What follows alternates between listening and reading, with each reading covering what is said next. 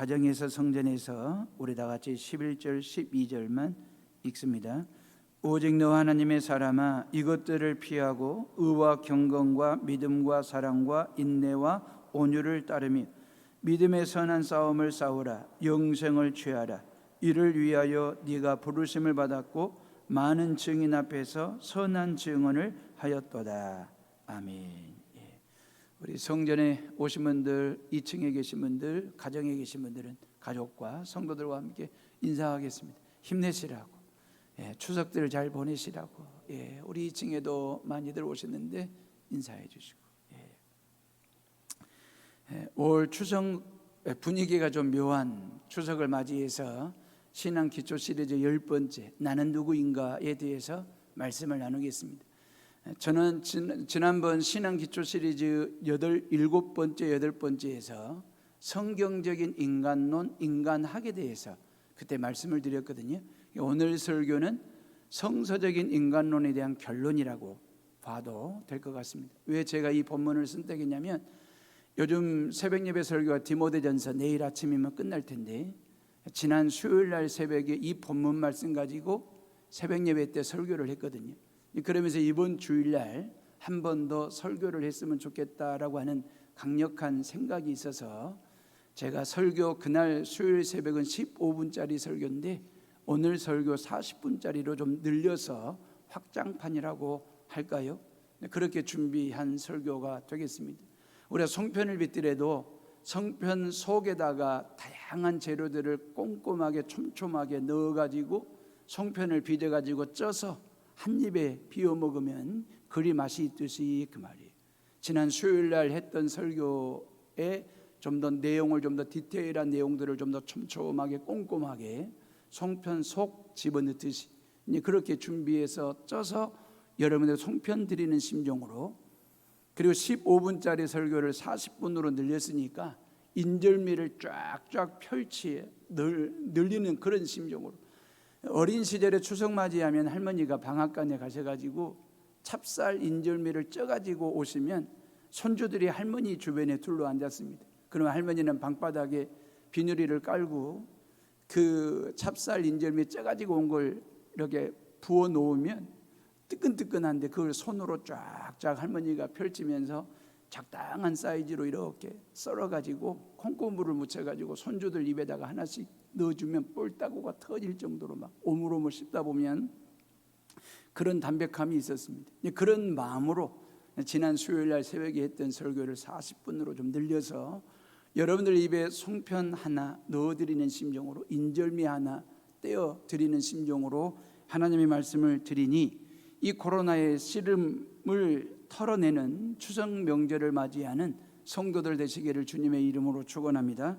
자, 11절에 오직 너 하나님의 사람아 그랬어요. 오직 너 하나님의 사람아. 이 얼마나 듣기 좋은 말입니까? 이 얼마나 하기 좋은 말입니까? 누군가가 여러분들을 보고 당신은 하나님의 사람입니다, 여러분들이 누군가를 보고 당신은 하나님의 사람입니다라고 인정하고 격려하고 칭찬하고 그렇게 인사를 건넨다라고 하는 것은 얼마나 기쁜 일일까라는 생각을 해보는 거죠. 누군가가 나를 만났을 때 당신은 하나님의 사람입니다, 여러분들이 누군가를 만났을 때 당신은 하나님의 사람입니다라고 그렇게 인정받는다라고 하는 점이, 인정해 준다라고 하는 점이 이 코로나 시대에 얼마나 우리의 마음을 기쁘게 할까, 위로가 될까라는 생각 말입니다. 추석 명절에 자녀들과 함께 성묘를 가가지고 이미 돌아가신 지 오래되신 부모님들이고 윗대 어르신들 묘이지만 그 묘 앞에 서서 성묘하고 난 다음에 자녀들에게 우리 어머니 아버지는 살아생전에 하나님의 사람으로 살았단다 라고 소개해 줄 수 있고, 손주들이 성묘를 했을 때 아버지 어머니가, 할아버지 할머니는 살아생전에 하나님의 사람으로 살았다라고 손주들에게 소개할 수 있는 그런 믿음의 가문을 일구고 산다라고 하는 것은 축복 중에 축복이라고 생각을 합니다. 오직 너 하나님의 사람아. 너는 누구냐면 양 아들처럼 삼고 사는 디모데 청년 목사를 두고 하는 설교거든요. 지금 에베소 교회 담임 목회를 하고 있습니다. 인생 끝자락에 서 있는 바울 목사가 말이에요, 선교도 마무리를 해야 되고 목회도 접어야 할 그런 시점에 놓여 있는 바울 사도가 이제 막 목회를 시작하는 새내기와 같은 청년 목사 디모데에게, 에베소 교회 담임 목사에게 띄우는 편지 끝자락에 너 하나님의 사람아. 그러면서 이제 막 목회를 시작하는 디모데에게, 양아들 같은 디모데에게 양아버지 같은 사도 바울이 너는 하나님의 사람이니라 그렇게 인정하고 칭찬하고 격려하면서 목회하도록 힘을 북돋아주고 있는 바울의 모습 말입니다. 여러분, 사도 바울 곁에는 생사고락을 같이 했던 수많은 동역자들이 있었거든요. 그 수많은 동역자들 중에 한 사람을 꼽으라고 한다면 디모데입니다. 사도 바울이 13권의 성경을 썼는데 13권 중에 6권의 서두에 바울과 디모데라고 하는 이름이 동등하게 기록되어 있는 것을 보게 되거든요. 그래서 6권 중에 4권에는 바울과 디모데라고 하는 두 사람의 이름만 기록되어 있을 정도로, 이 얘기는 뭔 얘기냐면 항상 바울 곁에는 누가 있었다는 겁니까? 디모데가 있었다라고 하는 것입니다. 디모데는 항상 바울 곁을 떠나지 아니하고 그 바울을 통해서 목회를 배우고 선교를 배우고 신앙을 키우고 그리고 목회 후계자로 훈련을 받고, 그게 바로 바울과 디모데와의 관계이거든요. 디모데는 유대인 어머니와 헬라인 아버지 사이에 태어난 혼혈아이였습니다. 그런데 외할머니와 어머니를 통해서 어려서부터 성경을 잘 배워가지고 정말 하나님을 향한 아주 신앙심으로 잘 다져지고 다듬어진 청년 디모데였습니다. 근데 그 디모데가 루스드라에서, 고향 땅이잖아요. 디모데의 고향 땅 루스드라에서 사도 바울을 통해서 예수님을 만나게 되고 예수님을 믿게 됩니다. 그러면서 유대인 디모데가 기독교인 디모데로 거듭나게 되는 거죠, 루스드라에서. 그러면 그 루스드라에서 뭔 일이 있었느냐? 사도 바울이 와가지고 복음을 증거하면서 안진병이를 일으켜 세우는 기적을 행했거든요. 그리고 복음을 증거했는데 루스드라 사람들의 반응은 박수나 응원이나 어쩌면 그런 어떤 갈채가 아니고 돌팔매질이었습니다. 그래서 거센 돌팔매질에 사도 바울이 그 돌멩이 돌팔매질에 맞고 죽었다고 생각해서 성 밖으로 내버렸거든요. 그런데 하나님의 은혜로 그 사도 바울이 다시 일어나게 됩니다. 그리고 유유히 당당하게 돌로 쳤던 그 루스드라 사람들에게 다시 돌아와서 복음을 전하는 그 사도 바울의 모습을 보고 디모데 청년이 감동을 받죠. 그리고 예수님을 믿게 되고 바울의 동역자로 바울과 함께 살아가는, 그리고 복음 전도자가 되고 영혼 구원하는 선교사로, 그리고 구원의 방주인 교회를 개척하는 개척자로, 그리고 사도 바울의 후계자로 훈련을 받는 디모데가 됩니다. 이게 루스드라 땅에서 있었던 이야기거든요. 어찌 보면 사도 바울의 입장에서 후계자를 세우고 후계자를 키우고 후계자로 훈련시키고 찾는 이 사도 바울의 리더십 말입니다. 이 얼마나 받아야 되는지 그 말이에요. 아들을 후임자로 세우려고 별의별 추태를 벌이는 지금의 한국교회 몇몇 큰 교회 목사들의 모습을 보게 되면 왜 이분들이 평생 하나님의 말씀을 전하고 사도 바울의 목회를 배웠다고 하시는 분들이 왜 사도 바울처럼 후계자를 세우지 않고 키우지 않고 아들을 세우려고 할까라고 하는 얘기입니다. 우리 교단 이번 총회에서 말이에요, 명성교회 김삼한 목사와 김하나 이 부자 목사의 담임 목사직 불법적인 세습에 대해서, 이건 교단의 법질서를 혼란하게 하는 것일 뿐만 아니라 한국교회 역사에 오점을 남기는 것일 뿐만 아니라 국민들로부터 인정받을 수 없는 외면당할 일이기 때문에 이건 불법 세습이니까 철회하라고 전국의 12개 노회가 헌의안을 올렸지만, 막상 온라인 총회의 그 오점이라고 하는 것이 미명하래 너희들은 반대한다고 지저대라, 기차는 달린다라고 하는 식으로 회의를 진행하다 보니까 이게 역부족이더라고요. 그러면서 한국교회 갱신이 이렇게 어렵고 복잡한 것이구나 라고 하는 것을 우리 교회에서 총회를 하면서 마음이 아팠습니다. 왜 큰 교회 목사님들은 사도 바울처럼 후계자를 키우지 않을까요? 찾지 않을까요? 훈련시키지 않을까요? 세우지 않을까요? 안타까운 일이거든요. 왜 사도 바울의 목회를 담지 않을까? 그 길을 답습하지 않을까라는 생각 말입니다. 하나님 나라 세우기와 그리고 영혼 구원하는 복음 증거하는 선교 사역은요, 한 사람에 의해서 시작되고 한 사람이 마무리하는 게 아닙니다. 복음 전하는 선교사도 때가 되면 죽어요. 평생을 목회했던 목사도 때가 되면 죽어요. 근데 복음은 죽지 않아요.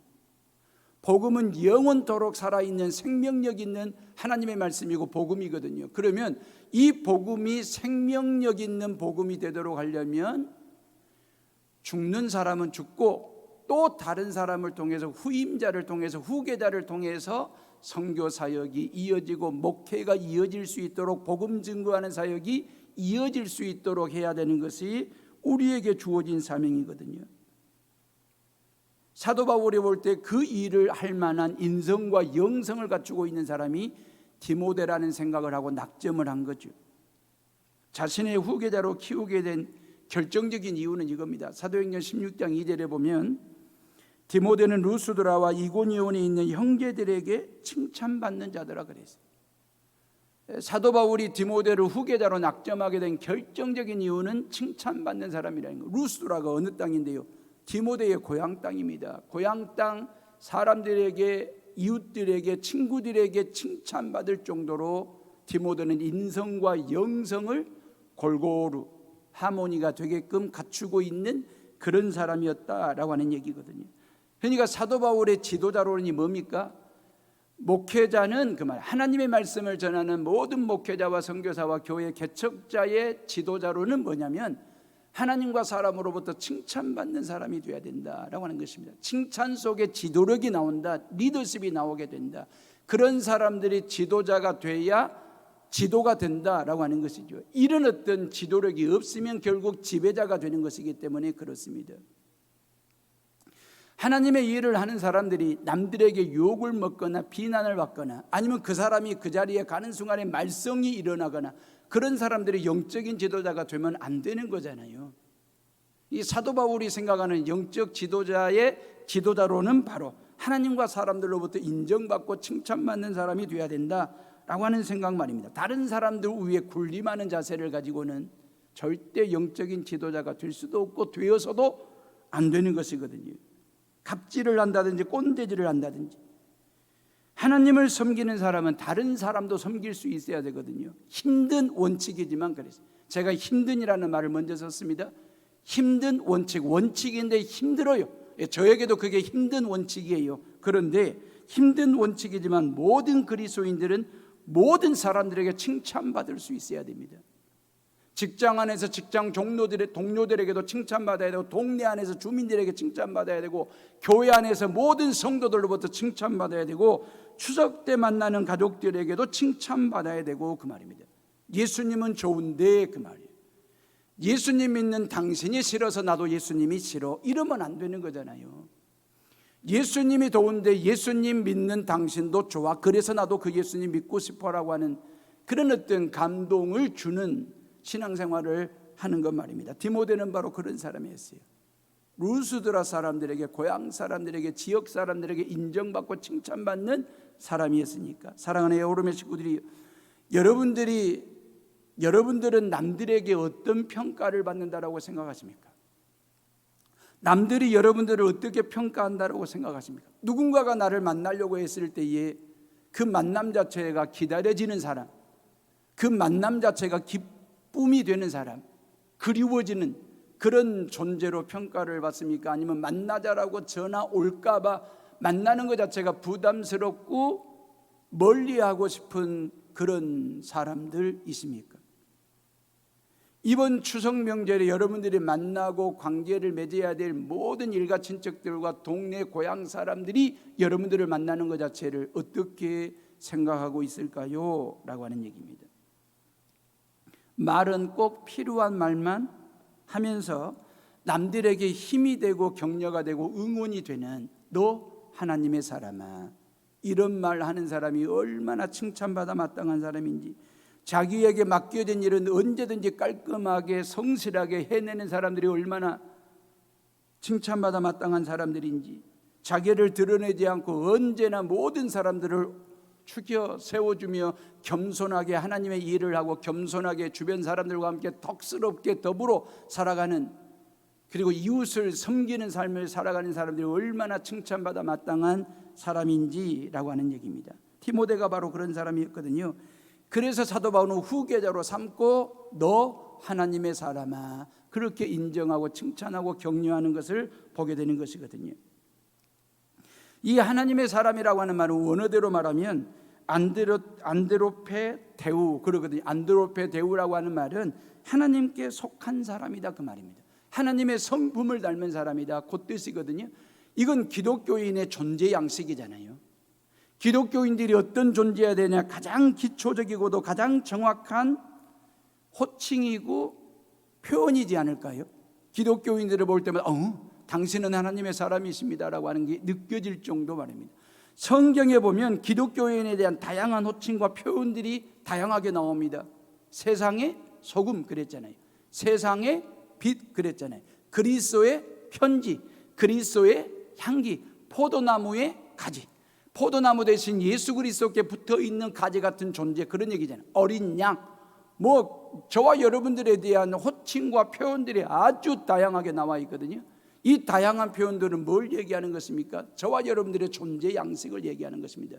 우리가 이 땅에 어떻게 살아야 되고 무엇을 하면서 살아야 되는지에 대한 존재 가치를 이런 식으로 호칭하고 이런 식으로 표현한 거죠. 세상에 소금이 되라는 거예요. 빛이 되라고 말씀하시는 것이고, 그리스도의 향기와 편지로 살으라고 성경은 우리에게 그런 존재 양식과 가치를 이야기하면서 우리를 그렇게 불러주고 계시는 것이거든요.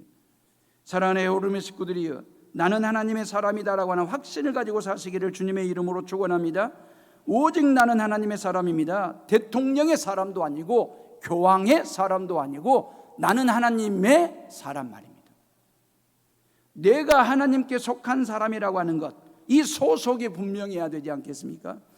하나님의 사람 되기 이전에 그 말이에요. 저와 여러분들의 소속이 따로 있었다라고 하는 거죠. 하나님에 속한 사람이 아니라 세상에 속한 사람 말입니다. 세상의 풍속에 속해 있고 그 말이에요. 그러다가 우상 숭배하고 미신을 따르고 말이에요.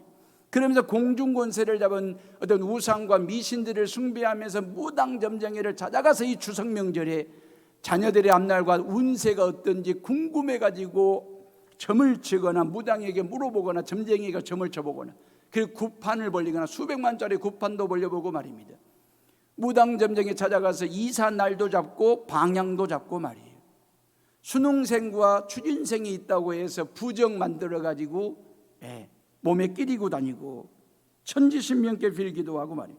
이게 저와 여러분들이 하나님에 속한 사람으로 살기 전에 세상에 속한 사람으로 살았을 때 저와 여러분들의 지난날의 모습이고 전과이거든요. 그때 나의 소속이 하나님이 아니라 우상이고 미신이었기 때문에, 근데 나의 존재가 바뀐 거예요. 인생의 역전이 일어나게 된 거예요. 소속이 바뀐 거예요. 미신의 사람에서 하나님의 사람으로 존재 양식과 실존이 바뀐 거죠. 그래서 우리는 천하보다 귀한 존재가 되었고, 저와 여러분들에게 예수 그리스도의 십자가의 핏값이 매겨진 값을 매길 수 없는 그런 거룩한 경건한 존재로 우리는 구원받은 존재가 되었기 때문에 얼마나 귀하고도 귀한지, 그래서 하나님의 사람 이렇게 얘기하는 거예요. 저와 여러분들의 존재 가치는 돈이 많고 적음에 있는 게 아니지요. 많이 배우고 적게 배움에 있는 게 아니지요. 아니면 사회적인 신분이 높냐 낮냐가 우리의 존재 양식과 가치의 기준이 있는 것은 아니지요. 교회 안에서 목사냐 장로냐 권사냐 안수집사냐 아니면 그냥 집사냐가 우리의 존재 가치의 기준이 있는 것은 아니지요. 아무런 상관이 없습니다. 무엇이 많냐 적냐 높냐 낮냐 교회에서 어떤 직분을 맡았느냐가 저와 여러분들의 존재 가치를 결정하는 게 아니고 하나님의 사람이라고 하는 이유 하나만으로도 그 말이에요. 저와 여러분들은 하나님의 사람이거든요. 하나님께 속한 하나님의 거룩한 백성이라고 하는 이유 하나만으로도 우리가 존귀한 존재이고 존귀하게 살아가야 될 이유가 바로 거기에 있다. 그래서 사도 베드로가 뭐라고 얘기하면 택하신 족속이요 왕같은 제사장이요 거룩한 나라요 하나님의 소유된 백성이라고 베드로전서 2장 9절에 고백을 했던 것처럼 말입니다. 우리는 하나님께 속한 사람 그 말이에요. 여러분 국립박물관에 가면 수천 수만 점의 국보급 보물들이 전시가 되어 있대요. 그런데 세종대왕과 관련된 보물들이 전시가 되어 있는데 세종대왕과 관련된 전시물 중에 가장 가치 있고 값 있는 게 뭔지 아십니까?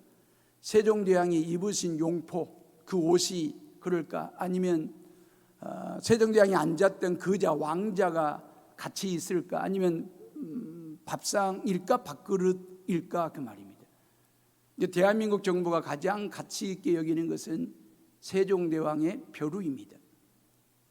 세종대왕께서 먹을 갈고 먹물을 만들어가 최초로 한글을 썼을 때 먹물을 만들어줬던 그 벼루가 국립박물관에 전시가 되어 있다는 것입니다.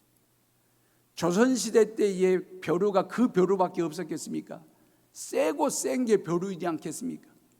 지금 21세기 어떤 재료로 어떤 디자인으로 만들든지 훨씬 600년 전에 세종대왕이 벼루를 썼던 것보다 훨씬 더 산뜻한 디자인과 어떤 재질 좋은 걸로 지금 21세기 과학적으로 벼루를 만들어낼 것입니다.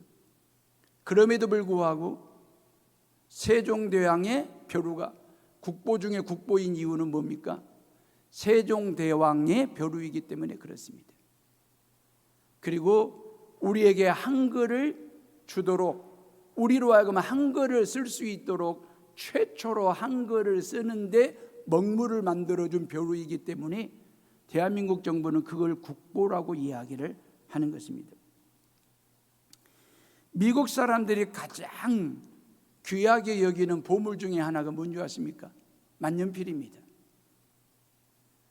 에이브람 링컨이 노예 해방 문서에다가 사인할 때 썼던 그 만년필을 미국 사람들은 국보 중에 최고의 국보로 여깁니다.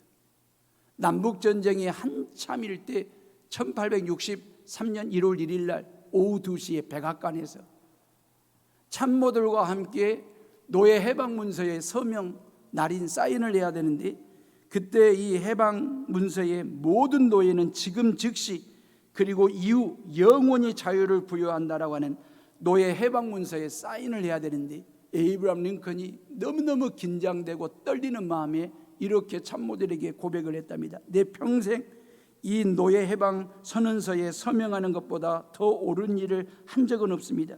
이 일로 내 이름과 영원히 역사의 길이 새겨질 텐데, 서명할 때 손이 떨리면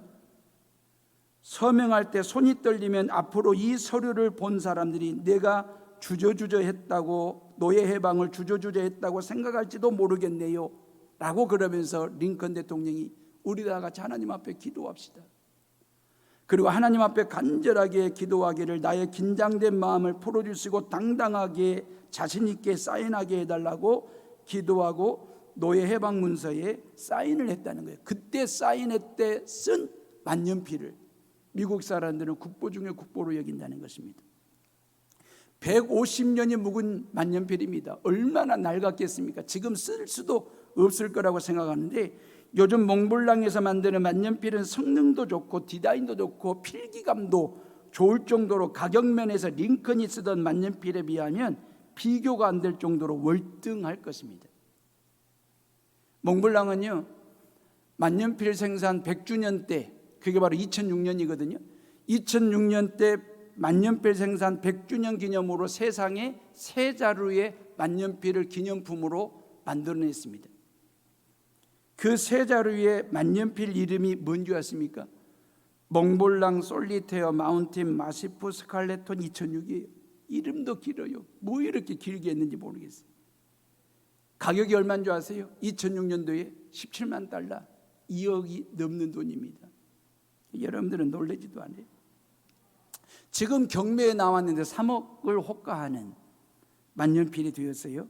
이 세 자루 만년필을 소유한 사람들이 스펙타클한 예술품이라고 하면서 이것은 소유하는 것이 아니라 다음 세대를 위해서 잠시 봉헌하는 것이다라고 하는 마음을 가지고 그 만년필을 지금 쓰고 있대요. 이런 만년필은 모든 면에서 볼 때 그 말, 링컨이 150년 전에 썼던 그 만년필에 비해서 재질이나 기능면, 디자인면에서, 가격면에서, 필기감에서 훨씬 더 탁월하고 월등할 겁니다. 지금 몽블랑 만년필이 말입니다. 근데도 왜 역사는 그 만년필을 기억하고 인정하고 박물관에 전시하고 미국인들의 최고의 국보급 보물로 마음에 새겨두고 있는 이유는 뭡니까? 그 만년필이 링컨의 만년필이기 때문에 그렇습니다. 노예 해방 문서에 사인하는 그 순간에 수천만 명의 노예들이 해방을 얻는 역사적인 사건의 한 획을 긋는데 사인하는 데 쓰여진 만년필이기 때문에 여기에는 가치가 새겨진 거죠. 세고 센 만년필이지만 아주 흔하디 흔한 벼루이지만 그 말이에요.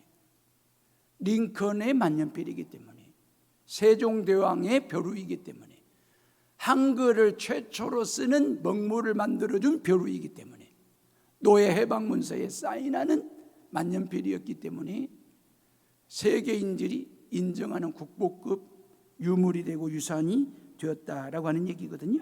마찬가지로 내가 중요한 것은 그 말이에요. 저와 여러분들이 중요한 것은 하나님의 사람이기 때문에 다른 거 아닙니다. 물론 저와 여러분들의 존재 가치를 이렇게 월등하게 탁월하게 이렇게 올려줄 만한 여러 가지 조건들, 여건들은 있지요. 우리의 학력이나 재력이나 지력이나 경력이나 체력이나 여러분들이 가지고 있는 권력이 여러분들의 어떤 탁월함을 이렇게 올려주는 그런 여건이 되고 조건이 될 수도 있습니다.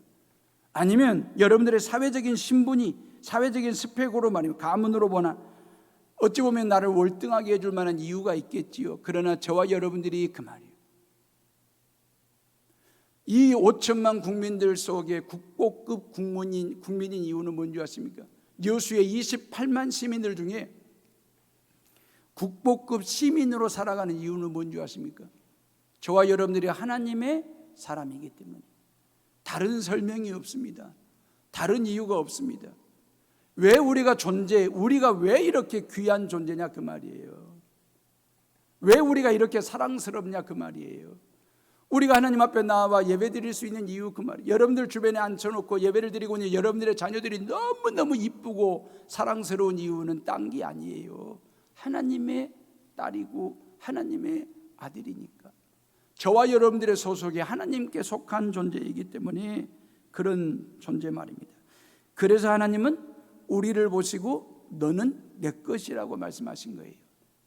그래서 하나님이 이사야 선지자를 통해서 이사야 43장 1절로 2절에 뭐라고 말씀하시냐면 야곱아 너를 창조하신 여호와께서 지금 말씀하시느니라 이스라엘아 너를 지으신 이가 말씀하시느니라 너는 두려워하지 말라 내가 너를 구속하였고 내가 너를 지명하여 불러나니 너는 내 것이라 네가 물 가운데로 지날 때에 내가 너와 함께 할 것이라 강을 건널 때에 물이 너를 침몰하지 못할 것이며 네가 불 가운데로 지날 때에 타지도 아니할 것이요 불꽃이 너를 사르지도 못하리니 내가 너와 함께 함이니라.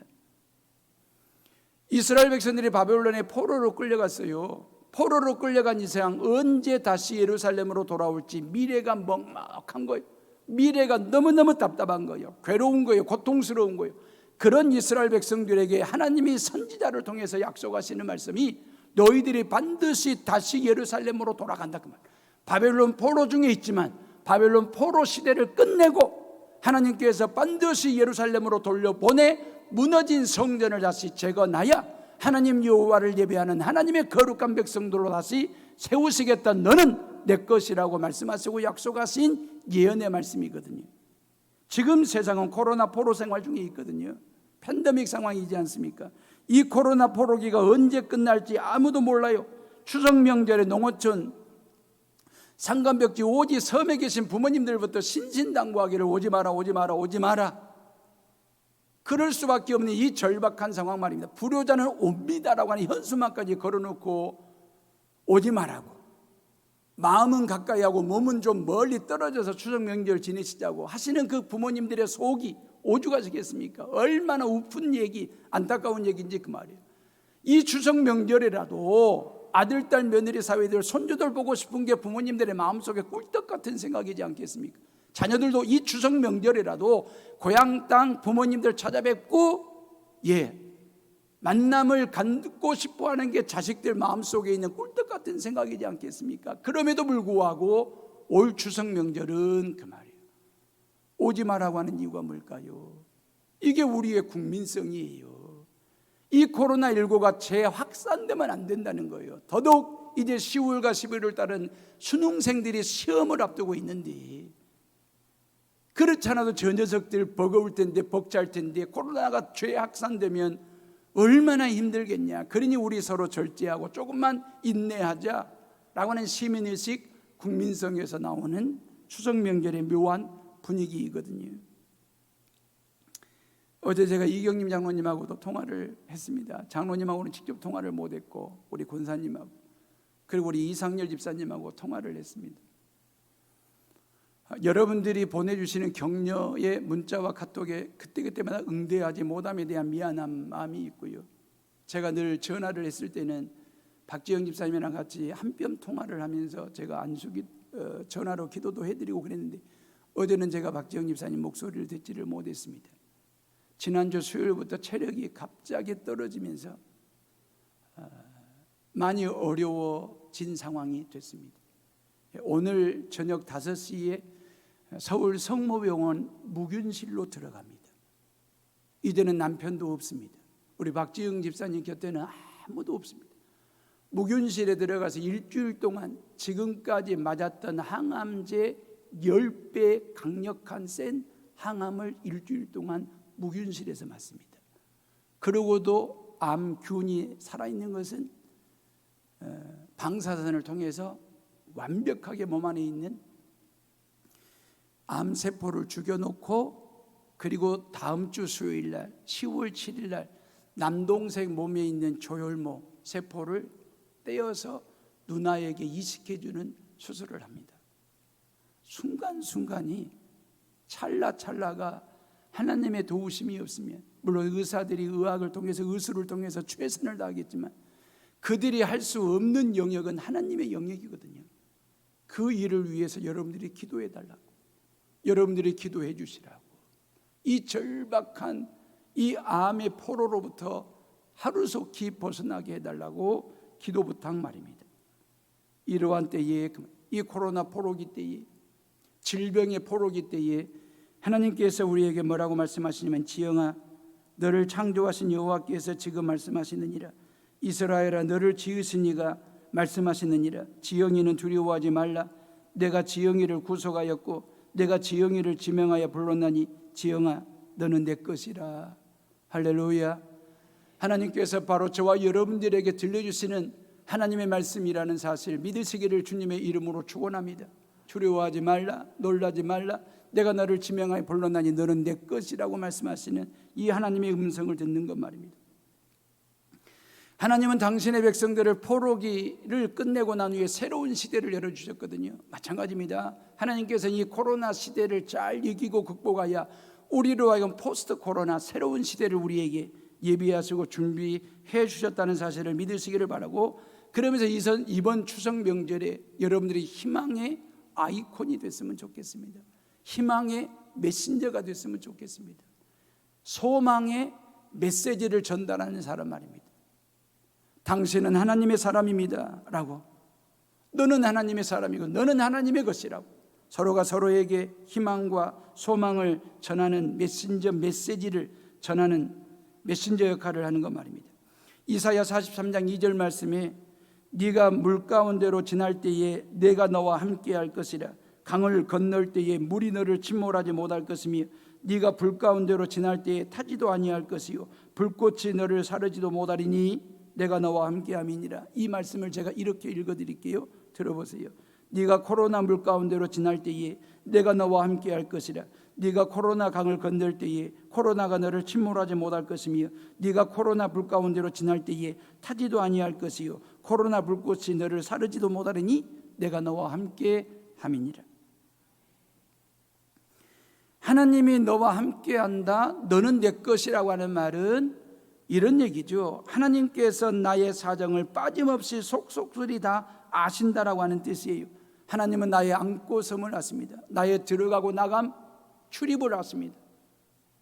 우리의 머리털까지 세고 계신다라고 성경은 우리에게 말씀하시고 약속하셨거든요. 어찌 보면 저와 여러분들의 내 생각과 내 마음과 내가 꿈꾸는 미래와 비전에 대해서 하나님은 속속들이 다 알고 계시는, 어찌 보면 내가 아는 나보다도 하나님이 아는 내가 훨씬 더 정확한 알미, 될 수도 있습니다. 그래서 나와 함께 하시겠다라고 약속하신 거잖아요. 내가 위험한 물 가운데 있고 뜨거운 불 가운데 있다라고 하는 것을 아시기 때문에 내가 너와 함께 하신다라고 말씀하시는 거잖아요. 내가 코로나19의 위험과 암의 위협에 놓여 있다라고 하는 것을 아시기에 함께 하신다라고 하시는 것이거든요. 포로 생활 중에 있는 이스라엘 백성들을 향하여 너는 내 것이라 그랬어요. 오직 너 하나님의 사람아. 이 말은 쌍둥이와 같은 말이에요. 구약에서는 너는 내 것이라고 하는 말이고, 신약에서는 오직 너 하나님의 사람아. 이 말은 똑같은 말인데 공통적인 것은 뭐냐면 하나님께서 전적으로 책임질 게 그 말이에요. 왜 하나님께서 저와 여러분들을 당신 것으로 삼았을까요? 왜 저와 여러분들의 소속을 하나님께 속한 사람으로 만들어 주셨을까요? 그 이유는 하나님께서 전적으로 책임지시겠다는 거예요. 책임도 지지 못하실 하나님이 우리를 당신에 속한 사람으로 만들지는 않을 거라는 거죠. 사랑하는 에어오름의 식구들이요, 저와 여러분들이 세종대왕의 벼르만 못한 존재는 아니지 않습니까? 링컨 대통령의 만년필보다도 못한 존재는 아니지 않습니까? 우리가 얼마나 귀한 존재인데요. 하나님께서 저와 여러분들을 만드실 때 당신의 형상대로 지으셨고요, 우리에게 아들 예수 그리스도의 십자가의 핏값을 매겨놓은 존재가 됐으니 우리는 만년필과 벼루와는 비교할 수 없는 정말 하나님 나라의 국보 중의 국보, 작품 중의 작품인 저와 여러분들이라는 사실을 믿으시기를 주님의 이름으로 축원합니다. 가장 불쌍한 게 뭔지 아십니까? 가장 치근한 것이 뭔지 아십니까? 잊혀진 이름으로 사는 것입니다. 잊혀진 존재로 사는 것입니다. 이것처럼 불쌍한 존재가 없습니다. 부모로부터 잊혀진 존재, 그 사람에게는 고향도 없습니다. 그 사람에게는 추석이 의미가 없는 것입니다. 왜? 부모로부터 잊혀진 존재이기 때문에. 고향 친구들로부터 잊혀진 이름은 외롭습니다. 이웃으로부터 잊혀진 존재로 산다라고 하는 것은 고독합니다. 세상으로부터 잊혀진 이름과 존재로 산다라고 하는 것은 고통스러운 일입니다. 세상에는 수많은 사람들을 잊고 잊혀져 가면서 살아갑니다. 누군가가 나를 잊을 것이고 나도 누군가를 잊으면서 살아갈 수밖에 없는 인간의 삶입니다. 그런데 우리는 잊혀지는 존재가 아닙니다.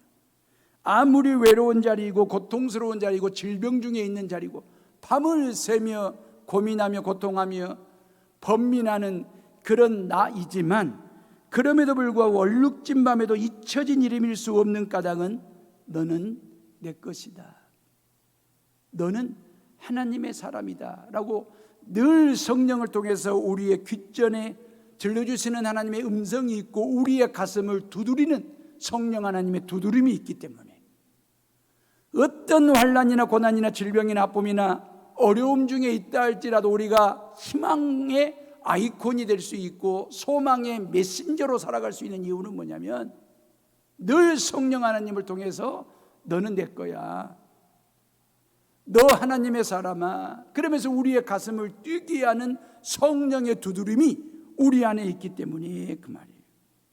하나님께서 우리를 당신의 것으로 삼으시려고 아들 예수 그리스도를 십자가에 못 박아 죽이시고 그 아들은 죽고 저와 여러분들을 살려서 우리에게 핏값을 매겨가지고 하나님의 거룩한 자녀 백성 되게 하셨으니 그 말이에요. 전염병이 나를 에워싼다 할지라도 그 어떤 환난이나 시련이 다가온다 할지라도 두려워하지 마시고 너는 내 것이라고 말씀하시고 음성을 들려주시는 그 하나님의 음성에 귀를 쫑긋 세우고 살아가는 성도들 되시기를 주님의 이름으로 축원합니다. 늘 말씀드리지만 저와 여러분들은 공장에서 찍어내는 제품이 아닙니다. 작가 되신 하나님에 의해서 하나님의 얼과 정신을 담아 만든 작품입니다. 우리는 제품이 아니에요. 그냥 오토매틱, 그냥 타임벨트에 의해서 그냥 막 찍어내는, 만들어내는 제품 같은 존재가 아니고 작가 되신 하나님의 얼과 정신과 당신의 형상과 이미지를 새겨놓은 하나님의 거룩한 작품 같은 존재, 그게 우리가 얼마나 귀하고도 복된 존재인지 그 말이에요. 어찌 보면 여러분들이 저를 볼 때 저는 부족한 사람이거든요. 흠 많은 사람입니다. 흉이 많은 목사입니다. 그럼에도 불구하고 여러분들이 저를 볼 때 제품으로 보지 않고 작품으로, 하나님의 작품으로 볼 때 저는 볼만한 구석이 좀 있는 목사가 되는 것이거든요. 제가 여러분들을 대할 때, 제가 여러분들을 만날 때, 제가 여러분들을 볼 때 여러분들을 그냥 제품으로 보았다고 한다면 여러분들에게 있는 부족함과 연약함과 흠과 흉과 티가 다 보이게 될 것입니다. 근데 제가 여러분들을 볼 때 하나님의 작품으로 보거든요. 하나님의 작품으로 보기 때문에 여러분들이 그리 이쁘고 여러분들이 그리 사랑스러운 것입니다. 추석 명절에 말입니다. 부모님들을 찾아뵀든 일가 친척들을 만나든 누구를 만나든 그 말이에요. 모든 사람을 대할 때 그 사람이 하나님을 믿든 믿지 않든 믿는 저와 여러분들은 모든 사람을 대할 때 제품으로 보지 말고 작품으로 볼 줄 아는, 그래서 저 사람에게 하나님의 얼이 있구나, 하나님의 정신이 있구나, 하나님의 형상과 이미지가 있구나, 그래서 하나님의 작품 같은 존재이구나, 그래서 너는 하나님의 것이구나, 그리고 하나님의 사람이구나 라고 인정하고 칭찬하고 격려하면서 살아가는 것 말입니다. 뭐 우리가 한 점 부끄러움이 없는 사람이 되어서 목사가 되고 장로가 되고 권사가 되고 집사가 되고 엄마로 아빠로 사는 것입니까? 아들로 딸로 며느리로 사위로 손주로 사는 것입니까? 여기저기 다 떠들어 보면, 여기저기 이렇게 촘촘하게 살펴보면 저나 여러분 모두에게 그렇게 살기에는 너무너무 많은 약점도 부족함도 흠도 흉도 티도 많은 사람들이에요. 근데 왜 제가 목사 일을 하냐 그 말이에요. 그리 부족한 사람이 왜 여러분들이 아빠로 엄마로 사시냐 그 말이에요. 왜 시어머니로 며느리로 사냐 그 말이에요. 일을 너무너무 꼼꼼하게 완벽하게 시어머니로부터 인정받을 정도로 하는 며느리이기 때문에 며느리로 사는 거예요? 아니에요. 모든 일에 능함이 있는, 능력이 있는 남자이기 때문에 아버지로 아들로 사는 거예요? 아니에요. 제가 목사인 이유는 여러분들이 성도이고 여러분들이 아빠로 아들로 며느리로 엄마로 딸로 사는 이유는 딴 게 아니에요. 하나님의 것이니까. 너 하나님의 사람아 이렇게 불러주기 때문에 하나님께서 성령을 통해서 우리를 그렇게 인정해 주시기 때문에, 성령을 통해서 너는 하나님의 것이다, 하나님의 사람으로 살아라 그렇게 응원해 주시고 박수 쳐 주시고 성령을 통해서 우리와 함께 그렇게 동행해 주시기 때문에 우리가 지금 이 모습 이대로 살아가는 거예요. 마더 테레사가 이런 말을 했습니다. 마더 테레사가 우리는 몽당 연필과 같은 존재입니다. 그렇게 고백을 했어요. 우리는 하나님의 몽당 연필일 뿐입니다. 이게 마더 테레사가 한 얘기예요. 몽당 연필은요 버려진 거예요. 쓸 만큼 쓴 거예요. 더 이상 쓸모없다라고 생각되어졌기 때문에 몽당 연필이 된 거거든요. 버려진 거거든요. 더 이상 쓸모없는 거예요. 마더 테레사는 본인의 인생이 그런 인생, 그냥 깎지도 아니한 새것 연필이 아니고 그냥 다 쓸 만큼 달아질 만큼 닳고 써버린 몽당 연필과 같은 자기 인생인데 하나님께서 당신 손에 쥐는 순간에 인도에서 그 말이에요. 캘커타에서 그 말이에요. 그 많고 많은 가난한 빈미의 성녀로 살아갈 수 있도록 하나님께서 그렇게 쓰시니까 몽당 연필 같은 존재도 하나님이 있으니까 역사의 한 획을 긋는 인생을 살아가게 되더라 라고 하는 거죠. 우리 모두는 다 몽당 연필과도 같은 존재들입니다. 버려진 존재일 수 있습니다. 쓸 만큼 다 쓴 존재일 수 있습니다. 세상적으로 볼 때 더 이상 희망이 없는 존재일 수도 있습니다. 몽당 연필이니까. 세상은 몽당 연필을 찾지 않습니다. 새 것을 찾습니다. 온전한 연필을 찾습니다. 근데 하나님은 몽당 연필을 찾습니다. 중요한 것은 내가 몽당 연필이냐 아니면 새 연필이냐 이게 중요한 게 아닙니다. 그 연필이 누구 손에 쥐어져 있느냐가 중요한 것입니다. 하나님 손에 쥐어졌을 때의 그 말이에요. 이번 추석 명절에 모든 부모님들이 자녀들을 위해서 기도할 때 이 기도는 반드시 드려야 될 기도 중에 하나. 하나님, 내 자식들이 지금은 비록 몽당 연필 같지만 하나님 손에 쥐어진 자가 되어서 하나님에 의해서 써지고 써내려가는, 세워져가는 그런 자녀들이 되게 해달라고 추석 명절에 하나님 앞에 감사 예배를 드리시면서 그 축복 기도를 꼭 하시기를 바랍니다. 저와 여러분들이 그렇게 쓰임받을 수 있기를 주님의 이름으로 축원합니다. 이 시간 이 예배를 끝내고 성전 밖으로 세상을 향하여 나아가며 추석을 맞이하는 여러분들을 향하여 성령 하나님께서 들려주시는 메시지가 있습니다. 너는 내 것이다. 너 하나님의 사람아. 그 하나님의 음성을 듣고 세상으로 나아가 추석을 맞이하는 헤어로움의 식구들 되시기를 주님의 이름으로 축원합니다.